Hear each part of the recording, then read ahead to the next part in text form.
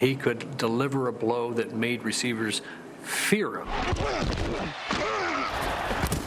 Martial arts, black belt, 5th degree. He'd level a fan. He did level a fan. I'm looking to hurt people on this football field kind of intimidation. Yeah! Yeah! He would run you down. He would hunt you down.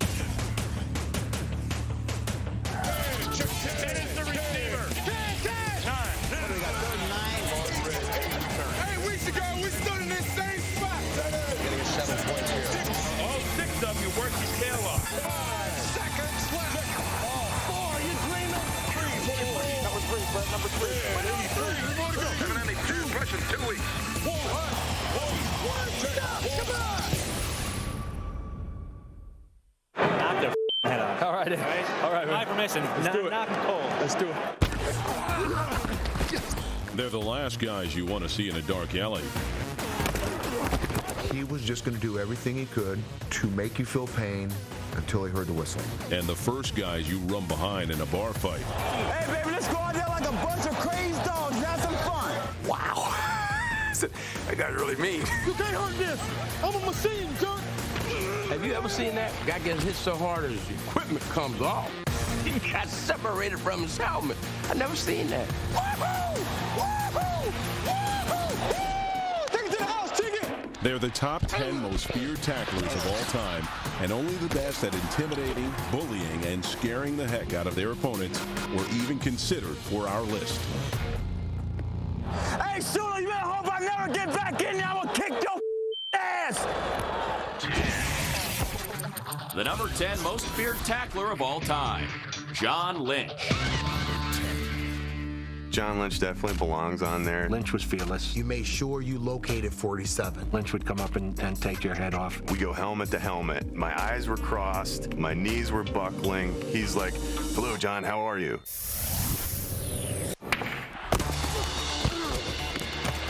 John Lynch loves to hit. It was fastballs in high school, ball carriers in the NFL, and no one is off limits. The Bears had a tight end named John Allred, who happened to be John's brother-in-law. We talked about that all week, that he was going to play his brother-in-law. They grew up together, best of friends, happened to marry his sister. Well, John Allred caught a pass against the Bucs, and Lynch came at him like a freight train. It hit him so hard, he knocked him down, he knocked him out. And his brother-in-law was laying prone on the field, and Lynch dusted himself off and went back to his position. I went, oh, man. When he came off, I remember looking at him, I said, Linda's really going to be mad at you right about now. In addition to family members, some of our number 10 tacklers' biggest hits came against the biggest names in the NFL. Barry Sanders, the former Lions running back, who no one could ever get a good angle on. John Lynch laid a hit on him once that Barry Sanders said was the hardest he'd ever been hit on a football field. Barry Sanders came off tackle, and he had a little bit of wiggle room, and John got him. That'll probably be one of his greatest moments, tackling Barry Sanders in the open field. Another time, Marshall Faulk on a Monday Night Football game in Tampa. I never had a guy hit me as much as John hit me in one game.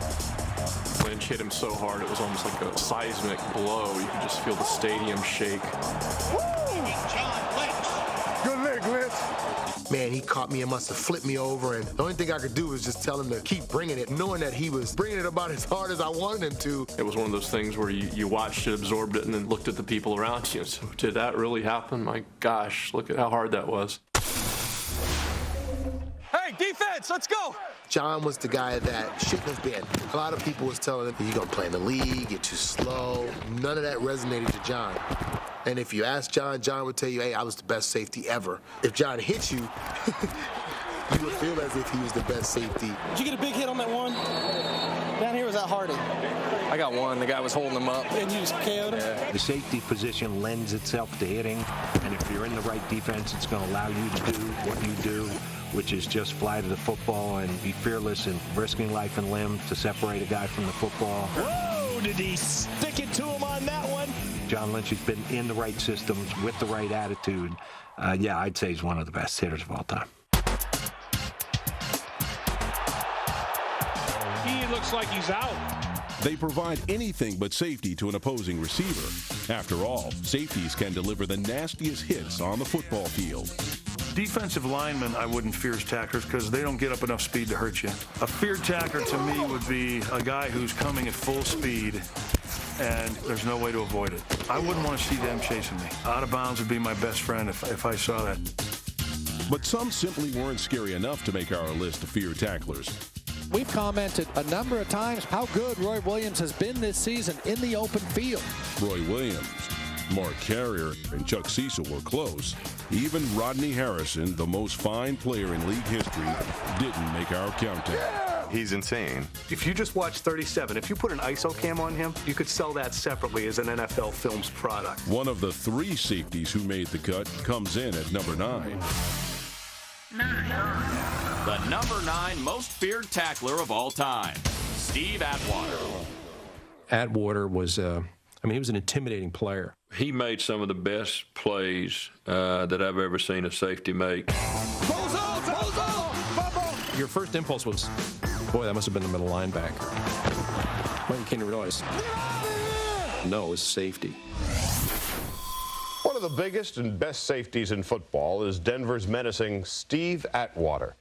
After winning Rookie of the Year in 1989, Atwater exploded onto the scene with a dynamite hit in the second game of his second season. Certainly the one that everybody remembers is Christian Okoye. 260 pounds as a running back and ran about a 4.40.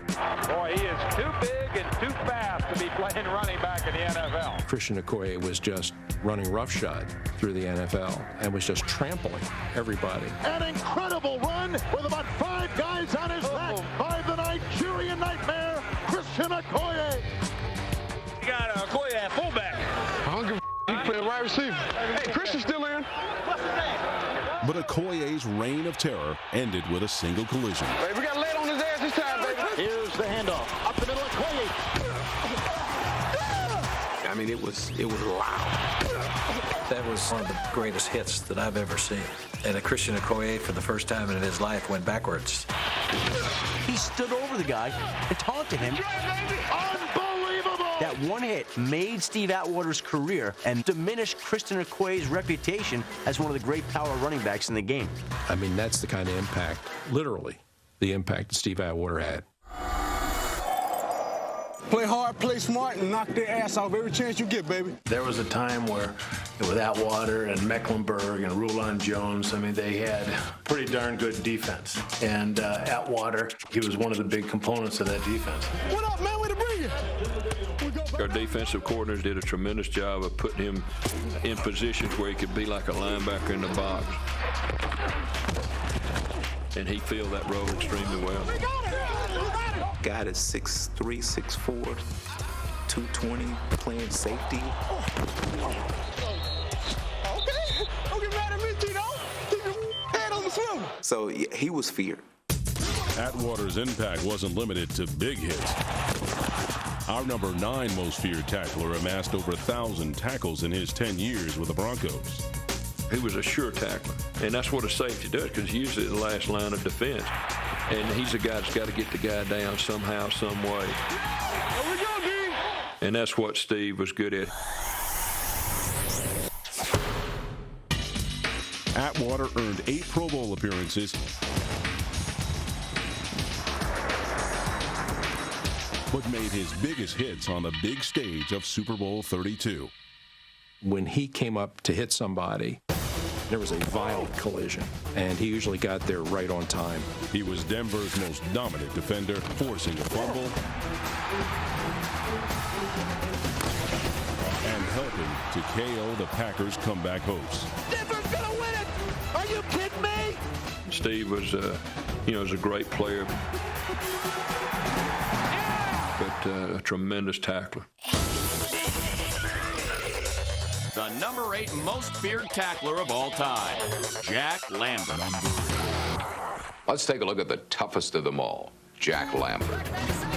Steelers linebacker Jack Lambert was an icon of the Steel City, who won the number 8 spot on our list and a bust in the Hall of Fame. And the amazing thing about Jack Lambert is he wasn't very big. One of the Steelers administrative people looked at him, said, "Who's that?" They said, "That's our number 2 pick." And he goes, "Whoop, another wasted pick." The only thing wasted was Lambert's opponents. How could he do that?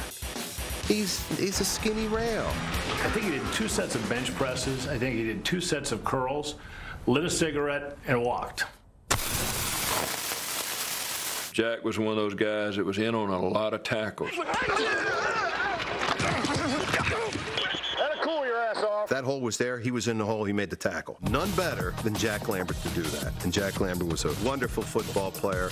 There's a big difference between athletes and football players. Lambert had an instinct for the game that was unique. It came from the floor up. I mean, he tried to run through you. No one wanted to be hit by Jack Lambert, but everybody was hit by Jack Lambert. He just had a relentless competitiveness. You could see it in his eyes. He was an enforcer. Jack Lambert is so mean, he doesn't even like himself. I don't care that my opponents like me. I care that they respect me, though. With those steely eyes, with the Dracula fangs. He looks like Count Dracula in cleats.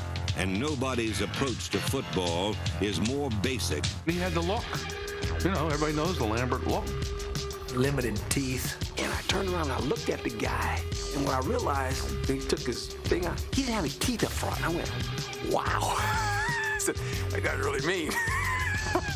He was a guy that was always trying to jaw with other people, but he backed it up. Lambert had some choice words for Ram running back Wendell Tyler, a full transcript of which is available for mature audiences only. He was just going to do everything he could to make you feel pain until he heard the whistle. But our number 8 tackler's most notorious play occurred after the whistle blew. On to sunny Super Bowl 10 against the Dallas Cowboys. Craziest game I ever watched. At that point in the game, the Cowboys had kind of had the better of it early in the game. Roy Gerela attempts a field goal and misses it. Cliff Harris, who's rushing, sees the kick go wide, and he pats Gerela on the helmet as if to say, hey, thanks. And he goes back and he grabs Cliff Harris and throws Cliff Harris on the ground. Jack Lambert was after Cliff Harris. Jack Lambert kind of put him in his place. Well, now Lambert's walking by. Here's Harris telling him something and grabs the kicker. And Lambert at 6'5" works him over. Nobody came to Cliff Harris's defense on the Dallas side. Did it change the energy on the field? Absolutely it did. They became the intimidators again. The Steelers won the game, and Lambert won a spot on our list of feared tacklers. When we determined our leaders of the pack, a Mad Dog just missed our list. What are you going to do? I mean, your reaction is, what? You hate it. No, not that Mad Dog. Mike Curtis, you animal, you. Mad Dog. But if the Mad Dog is mad at us for leaving him off our most feared list, we're not alone. Never has a man been unhappier the day of a game. He hated Doris Day, the American flag, his own teammates. Even Johnny Unitas. I almost punched him out. He'd level a fan. You ask that fan if Mike Curtis isn't one of the top 10 hardest hitters. It's an absolute injustice against all things holy that Mike Curtis is not on the top 10 list. But while we didn't make the Mad Dog the pick of the litter, another Baltimore bad boy made our list. The number 7 most feared tackler of all time, Ray Lewis. I mean, I think Ray has to be inside the 5. No, I'll tell you why he probably shouldn't be higher. Ray Lewis was at its best when he wasn't touched. Feared or overrated? I hear all the negative things, right? Ray Lewis has heard it all before, but no one can argue the guy can deliver a crushing blow. He just likes hitting guys, hitting anything that moves with the football, and even when the player didn't have football, he wants to hit it. We hitting anything move today now. We hitting anything move today. He reminds me of Butkus. He's 255 pounds. When he first came in here, he was running 4.4, 4.5, 40. I mean, that's unbelievable. What's the run, Jake? Fill it, BJ, fill it! As he's matured as a football player, he's also added now that anticipation. Come on! Come on! That ability to size up a situation and actually see it before it happens. It makes him one of the most ferocious tacklers in the game. Ray keeps his own top 10 list in his basement. For those on it, however, it's a makeshift hall of shame. Man, Ray would meet you in the backfield and knock the snot out of you. He was playing at the Pro Bowl and put on his jersey, "Just don't hit me. Peace." Another jersey on that wall belongs to Eddie George. Now, Eddie George, big tough back, Pro Bowl back, and he was a different player against Ray Lewis. Yeah, I'm not saying he just rolled down and curled up, but you could tell that Eddie George was intimidated, and Eddie George wanted no part of Ray Lewis when you got to a certain point in the game. He took it away from Eddie George. It was a wrestling match out there, and who won? My man, Ray Lewis. But our number 7 tackler isn't picky. Pro Bowlers weren't the only ones to take his best shots. Here's Bam Morris. There's big back. He's got a full head of steam. And Bam tried to show what an athlete he was by hurdling a player in front of him. And all of a sudden, Ray just goes over one guy and boom.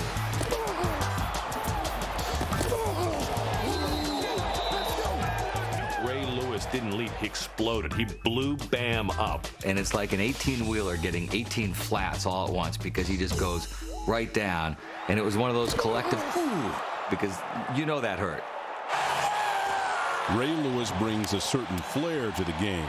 With the tackling comes a lot of talking. Get off the field! Get off the field! I told you I'm coming! Ray has that rare ability of being able to talk and back it up almost simultaneously. The ball snapped, Ray's talking, right up to the point he's tackling. Paco, I'm gonna knock him out now. I'm gonna catch him in a minute. Ray's gonna tell you he's gonna hit you. He's gonna hit you, then he's gonna tell you afterwards, I just hit you, and you come back here, I'm gonna hit you again. Fourth down! Y'all gonna have to play football in a minute. Paco! Paco! He's that kid who, when you had to play a high school game and you showed up and you looked across the field, he was the kid who became a man before everybody else. You can't hurt this. I'm a machine, jerk. He believes he's better than everybody else. And once he got to the NFL level, he's still more of a man than everybody he's going to tackle. So when they meet, Ray has that psychological advantage of, I was a man first, I'm still more of a man, and when you get up, I'll be even more of a man. The number 6 most feared tackler of all time, Jack Tatum. The assassin, Jack Tatum. He's only number 6? He should be number 1. Number 6 on your list as feared, number 1 as most dangerous. Jack Tatum played 9 of his 10 seasons with the Oakland Raiders. A member of one of the best secondaries ever, Tatum made his mark as the unit's enforcer.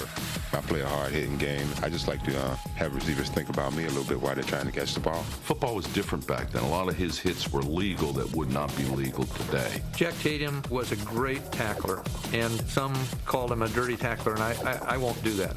I don't think he is. I think it's a big factor if you can get a receiver thinking about you, but then he can't be concentrating on you and the ball at the same time. Jack Tatum wanted to be known as the one guy to ever play the game that if you come near me, I'm not only just going to hit you, I'm going to make you regret that you ever played professional football. He had that innate ability to explode on a ball carrier. As a hitter, you hit beyond your target. It's kind of like dimensions. You hit 2 guys back, so that takes you through. He perfected that. Football is a collision sport.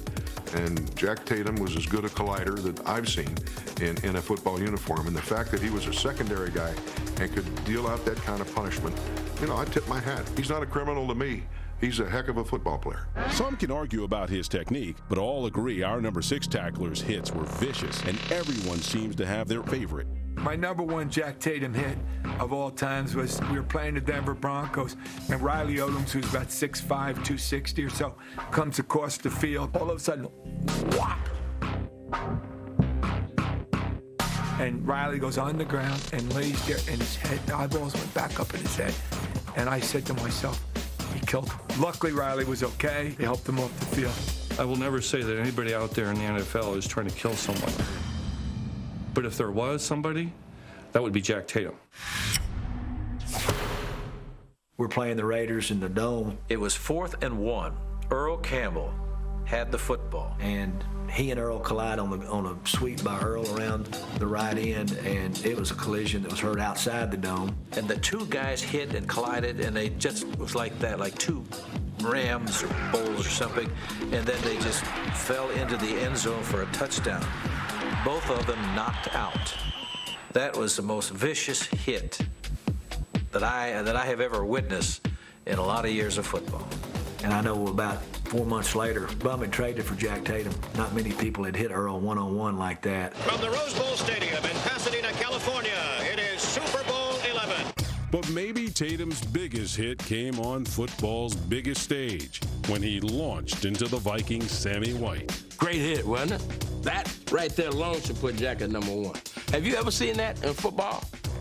Guy gets hit so hard his equipment comes off and rolls. He got separated from his helmet. I never seen that. When he makes contact, that person goes down and he's looking over. Number 6, reevaluate that.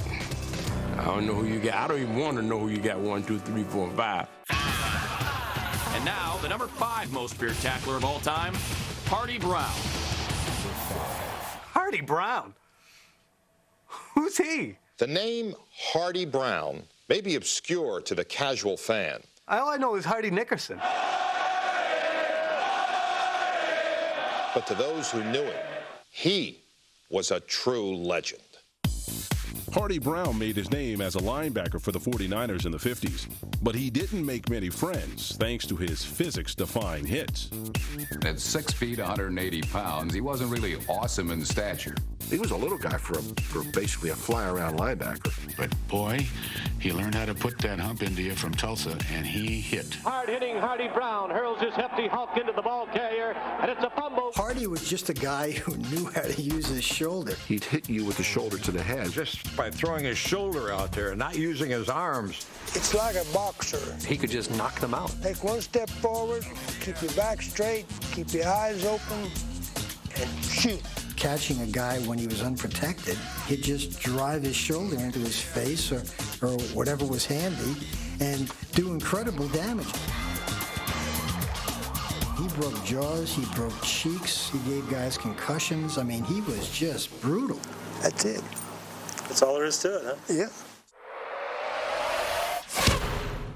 Hardy came up through some hard times. Had it rough his whole life. Perhaps Hardy Brown's violent nature was shaped at the Masonic Home for Orphans in Fort Worth, Texas. It was a rough and tumble place. My father was murdered, and they sent me and my brother and my sister out there. That's when we started fooling around football. Football was where our number 5 tackler channeled his frustrations. Hardy just had this mean streak in him that he used to his advantage. He was going to make people pay for it.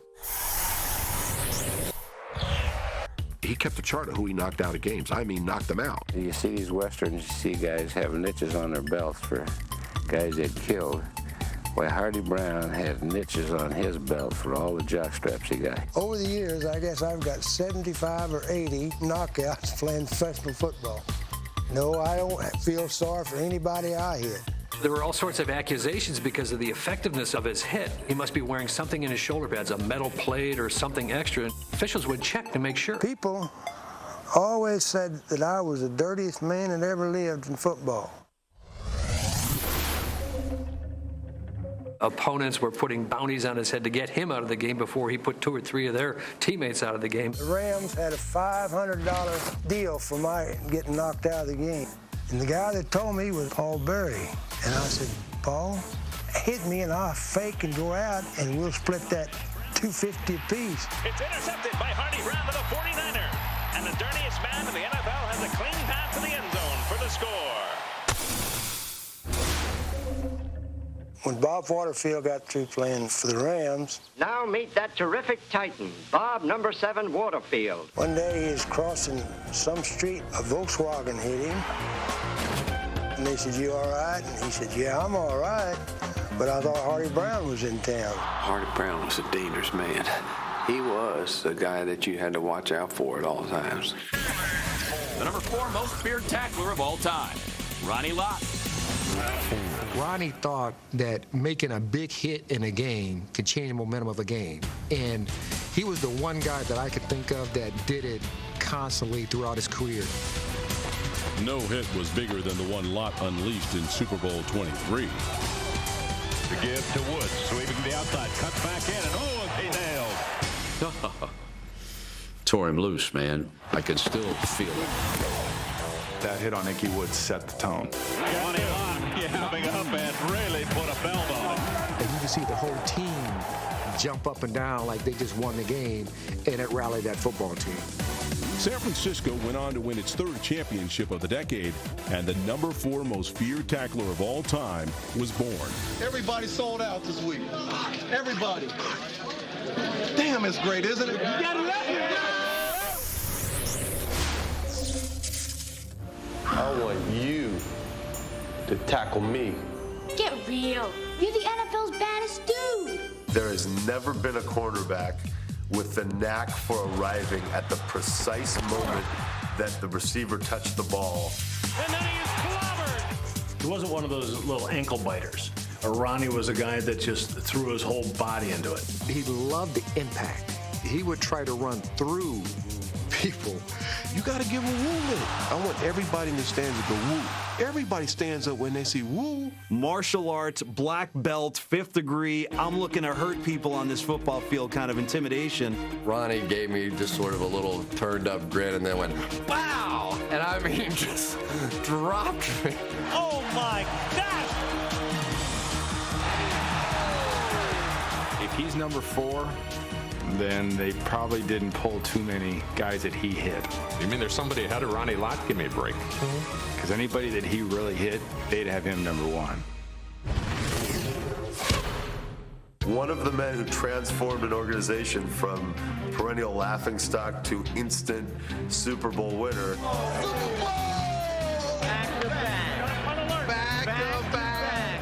His ability to get the team to rise up was always extraordinary because he would lead by example. No event was more inspirational than the time our number 4 most feared tackler chose to have his pinky amputated so he wouldn't miss a playoff game. It was like, well, of course, Ronnie isn't going to miss a football game over something as silly as a bad finger. You know, Ronnie's just lucky it was just the tip of his finger. Because he probably would have given him the same answer if it was his forearm. It was clear the game was important to him. Competing and doing your best was important. The guy lived and died to win, and that's why he sacrificed everything, his body. And Ronnie said, if that's what it takes to win, that's what it takes to win. No position has produced more feared tacklers than linebacker. Here are a few bone crushers who just missed the cut. I like this kind of party.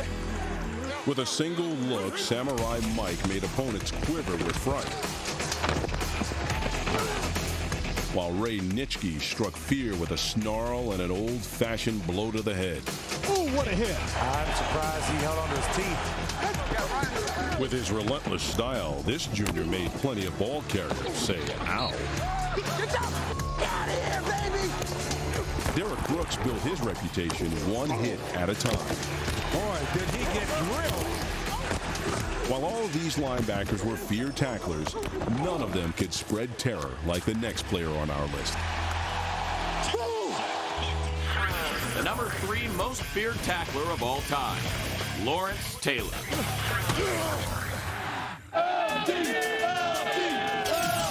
When we went to the Meadowlands, here comes 56 running out the tunnel.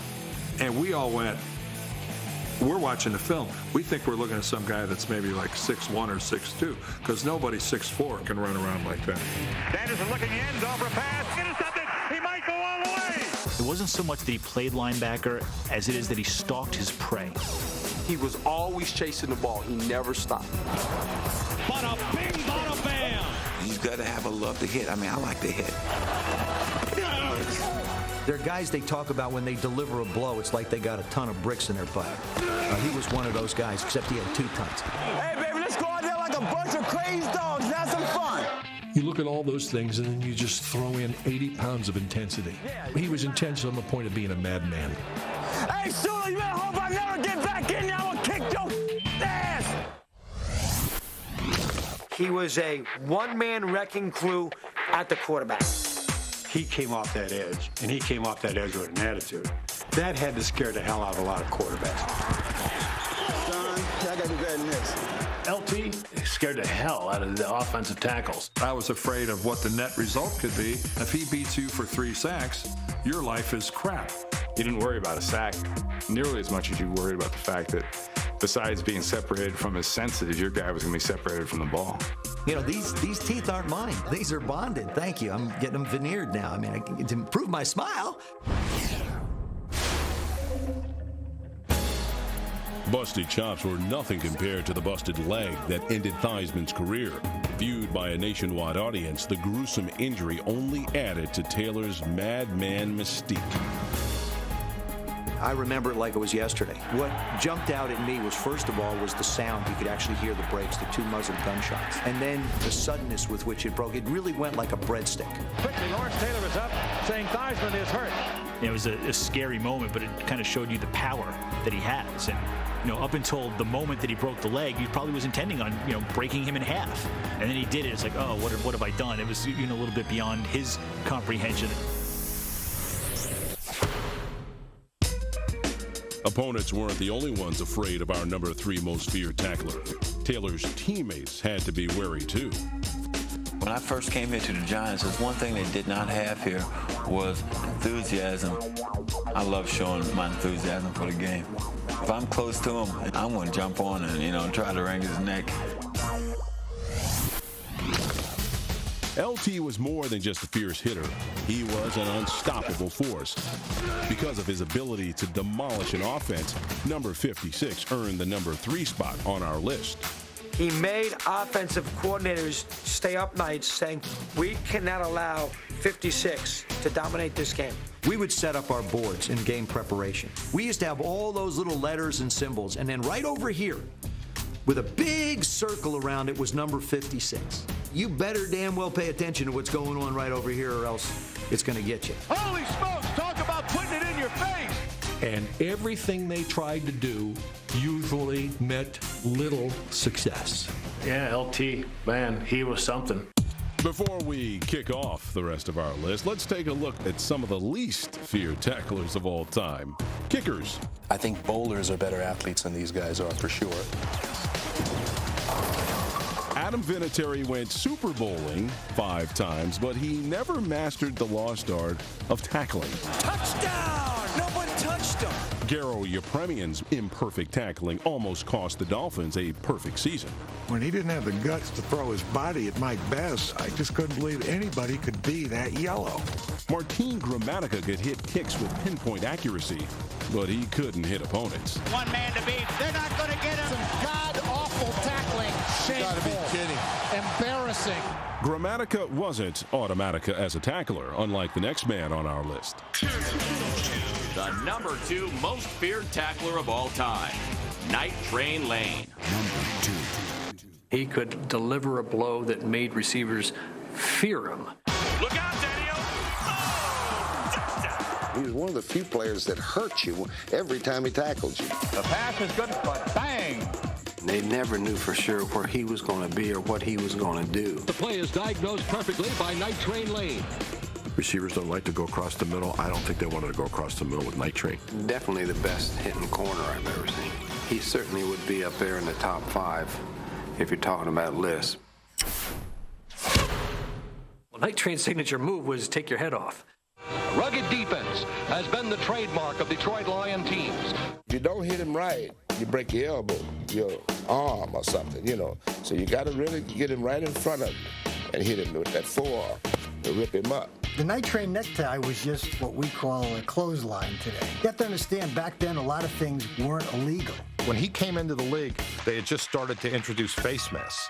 And he figured out early on that if you grabbed the guy here and yanked him down, you possibly could put him out of the game. Holy mackerel! We finally brought in the rule that eliminated the clothesline and the face mask. I mean, those 2 rules were really a direct result of the way Night Train played. Night Train seemed like the perfect nickname to match Lane's fearsome style, but legend has it that moniker was given for a less dreadful reason. The reason he was called Night Train was that he hated to fly. On Friday, after the team would practice, he would get on the night train and take it to wherever the team was playing that weekend. While our number 2 most feared tackler preferred to make ball carriers earn their wings, this locomotive could pull the Lions to victory in a variety of ways. His 14 interceptions in a single season is still a record. Night Train had the ability to do the bait and switch. He would play off. The opposing quarterback would look and see, oh, geez, the guy's uncovered. And at that moment, Night Train would break for the ball. That's why he got so many interceptions. Johnny Unitas and the Colts try to come from behind, but Dick Night Train Lane derails the attempt. I always played from outside in, so I could see the quarterback. I always felt they just throw the ball to the open spot. I would go get it. But while Night Train's picks are in the record books, he made the most impact when he made impact. And now, the number 1 most feared tackler of all time, Dick Butkus. Number one. Yes, I totally agree with that. Dick Butkus, the most feared tackler who ever lived. Dick Butkus was the most frightening linebacker to ever play pro football. He was an 8-time Pro Bowler in 9 years. And he played the last 4 years basically with no knees. Look at his knee. It's gone, man. Look at that. And they still couldn't stop him. Butkus was playing at, 250, 260 at a time when the other linebackers were 30 or 40 pounds lighter. What he was really great at was taking the ball away from you. Butkus set the career record for defensive fumble recoveries, but he was even more skilled at stripping offenses of their dignity. He scared you, he hurt you, and he brought you down. Now, this guy looks like he spent an afternoon playing against Dick Butkus. He hit you where it hurt, right in your heart. I want to just let them know that they've been hit. And when they get up, they don't have to look to see who was that hit them. You had the feeling that he was serious, that it wasn't just a game, that when he wanted to drill you, he really wanted to drill you, and probably would want to drill you when the game was over. When he hit you, you stayed hit. I mean, he hit with violence. Violence is his lifestyle. I think it was Hush Hush Sweet Charlotte. I got kind of a charge when that head come rolling down the stairs. I kind of like to sit there and watch it, project those things happening on a football field, and not to me. There were more people in the training room after we played the Bears than any other opponent. Everybody was bleeding, bruised, marked up. I remember looking at one of our assistant trainers. I said, was it that tough out there? And he looked at me and he said, Butkus. There are no victories in a bout with Butkus. Just watching him out there had to scare some of these guys. If I had to play him, I'd crap the bed. I would go caca in my pants. When God created the bears, he created human beings who looked like bears. Butkus was a bear who walked like a man. Butkus grunted a lot and growled a lot when he was backing up the line. Never took a shower after the game. He just went in front of his locker and would lie down and lick himself. People say he was mean, and then, he would bite people and different things like that. There's a lot of offensive guys who will tell you that they felt somebody biting on my finger. And it'd be Butkus trying to take another chunk out of an offense. The official came running in and said, Butkus out. He bit my finger. Dick Butkus once said, some people were made to be doctors, others to be lawyers. I was made to play football. When we found out he was taking Shakespeare, that threw me back a little bit. Shakespeare's words could well have immortalized Dick Butkus. But Dick Butkus wanted to expand his horizons, and he always hated being called, the dumb jock. Our number 1 tackler never mastered Shakespeare's plays. He was horrible. But plays by Butkus inspired a generation of art and poetry. Roses are red and violets are blue. If you got any sense, you'll keep Butkus away from you. Our top tackler preyed on blood, sweat, and fears. So why is he number 1? We couldn't rank him any higher. Dick Butkus was the personification of defensive intimidation in pro football. Simply out to punish him. That's what he wanted to do. That's what he thought football was all about. There was no one better than Dick Butkus. This is one list no one should argue with, but it's generated 2 responses: fear and outrage. My top guy on my list was always Joe Schmidt. Rodney Harrison should be on that list. Rodney Harrison would change and infuse the tempo of a game Probably better than John Lynch would. It's an absolute injustice against all things holy in Baltimore that Mike Curtis is not on the top 10 list. Chris Hamburger was a feared tackler because he never tackled below the jawline. Chuck Bednarik. Of course, that hit that he put on Frank Gifford. Ray Nitschke. He was outstanding. I played against Ray for 5 years. It's outrageous. If Nitschke didn't make it, you kidding me?